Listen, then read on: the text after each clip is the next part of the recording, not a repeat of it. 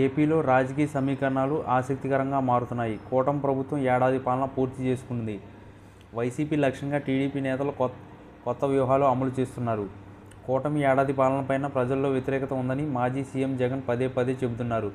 దీంతో ప్రభుత్వాన్ని టార్గెట్ చేస్తూ పోరుబాటకు సిద్ధమయ్యారు. ఇక ఏడాది కాలంలో కూటమి ఎమ్మెల్యేల పనితీరుపైన రేజ్ సర్వే సంస్థ రాయలసీమలో చేసిన సర్వేలో ఆసక్తికర అంశాలు వెలుగులోకి వచ్చాయి. 2024కి భిన్నంగా పరిస్థితులు మారుతున్నట్లు సర్వే వెల్లడించింది. ప్రముఖ సర్వే సంస్థ రైజ్ ఏపీలో కూటమి ఏడాది పాలన వేళ ఎమ్మెల్యేల పనితీరుపైన ప్రజాభిప్రాయం సేకరిస్తుంది. ఇప్పటికే పలు జిల్లాల్లో పరిస్థితి వెల్లడించింది.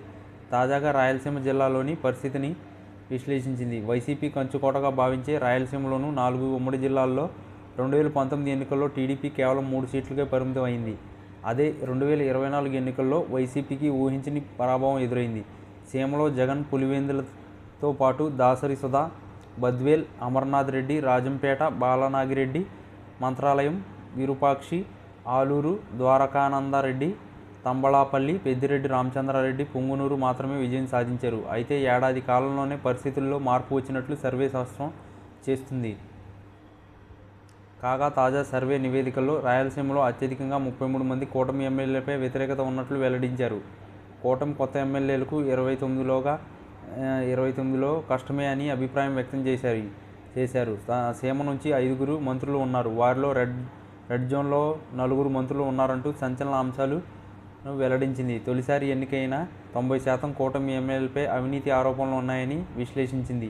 చిత్తూరు పార్లమెంట్లో కుప్పం, పలమనేరు తప్పితే మిగిలినవన్నీ కూటమి మర్చిపోవడమే బెటర్ అంటూ సర్వే ప్రధాన అంశాల్లో పేర్కొంది. ఇక అనంతపురం అర్బన్ ఎమ్మెల్యేలపై తీవ్రస్థాయిలో ఆరోపణలు ఉన్నాయని సర్వేలో స్పష్టం చేశారు.